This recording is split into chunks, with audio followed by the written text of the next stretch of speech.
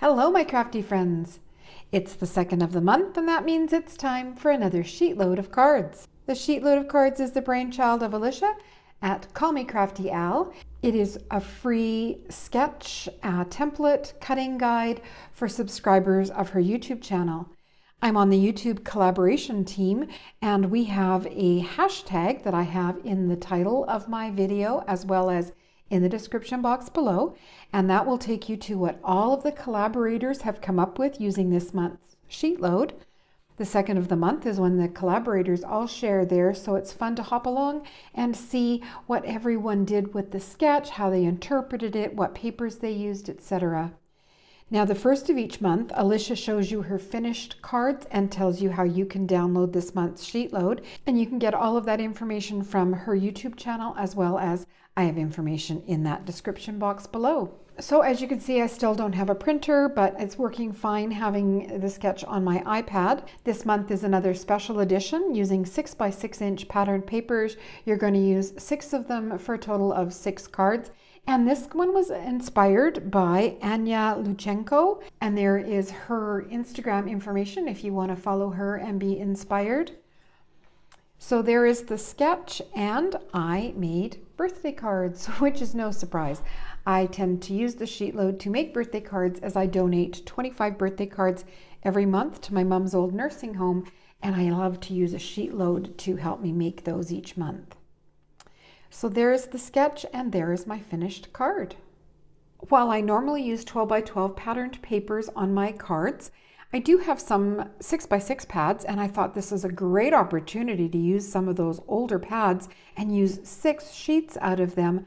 But when I got flipping through, I wanted something really bright and cheerful. It's just what I was craving, and I wasn't getting it from my 6" papers. So I flipped through my 12x12s. I have them kind of loosely stored by category or theme. So I have florals, I have plaids, I have brights, I have Halloween.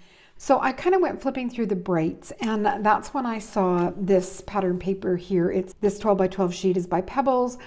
I have had it for years, so I'm not sure if it's available. Anything that is available, I will link on my blog, which is in that description box below. So this is the pattern paper that I chose, and then I chose a doodlebug that is the gingham on the one side, and the reverse side is the checked. I just started cutting using the cutting guide. I got one sheet cut according to the cutting guide, and then I turned over this candy themed paper, and the stripes was on the back. Well, then I was off the rails because I loved the stripes, and I knew that I really wanted the stripes on the sides of my cards rather than doing alternating. And because I was using a 12x12 sheet, I was able to deviate from the cutting guide just a little bit by cutting the 1" strips out of the striped. I was very happy with that. So for my cards, I did pull out 2 12x12" sheets. As I said, the yellow has both patterns on it, and the candy has both patterns on it. And then I went through and I took 2 different colors of matting. So I've got 3 with orange matting and 3 with turquoise matting. And then I messed up completely unintentionally, but this panel here is supposed to come right to the top of the matting. I was working on them in the evening. My husband was watching hockey. I had an audio book on, and I just, had everything cut, and I started adhering my pattern papers to this matting panel. And, I just laid it out and went, oh, even border, top and sides, and got them all glued on. It was 3 days later that I realized I had not followed the sketch. Let me show you here the sketch. So you can see that the pattern paper is supposed to come right to the top edge and the bottom edge, and I have a mat around it. And it's neither here nor there really in the end, but I did want to point that out that I had made that kind of mistake on it. My sentiments, a big birthday wish. They are an older stamp set from MFT Stamps, the Biddy Birthday Wishes. So I do get a lot of use out of the birthday sentiment strips there. The party hat, that is actually a new stamp and die set. I think they were on sale at MFT. And of course, I'm a sucker for birthday stamps. So I really like the different fonts on this one. It's called It's Your Day. And then the happy with the candle for the eye in birthday. I thought that was cute. There are coordinating dies available. And so that's what I used to make my party hats.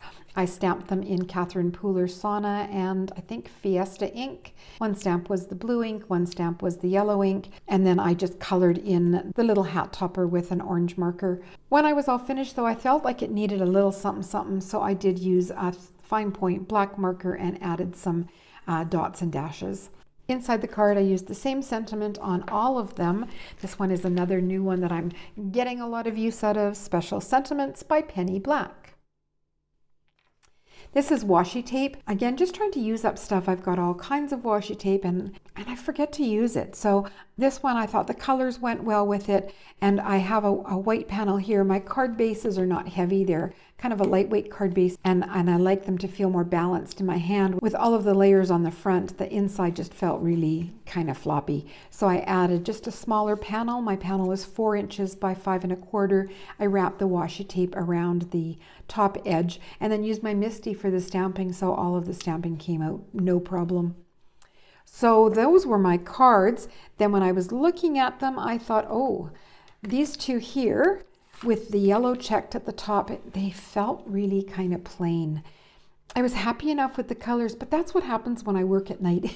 I mean, I have a desk lamp, but colors look different in the light of day. So when I looked at them the next morning, I thought, they need a little something, something. This is a die from CC Designs. Again, if it is available and I can find it, I will link it for you, but I've had it for many years.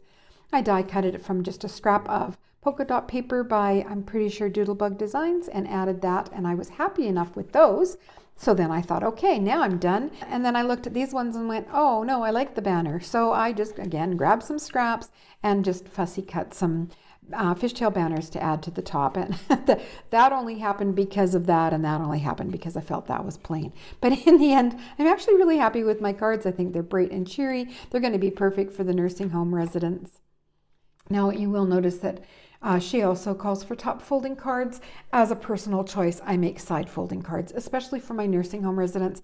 I don't want a top fold card that's going to collapse on their nightstand. A lot of the residents don't have a lot of extra room or space for displaying things, and if it's going to be on their nightstand, I don't want it to slide off and maybe knock something else off as well. So I do side fold cards for my nursing home cards in particular. Make sure you check out that hashtag in my title and in the description. See what all of the collaboration team has done. Follow Crafty Al on her YouTube channel, and then you can download your sheet loads. It's not only an efficient way to use your pattern papers, I tell you, these cards go together in a flash. All the measuring is done for you. You just simply follow that cutting guide and adhere your cards together. The hardest part is figuring out what embellishment I'm going to put on the cards. That's honestly what takes me the longest. The rest of it just goes together in a snap. If you enjoyed my video today, please give it a thumbs up and subscribe to see more. And that's it for me today.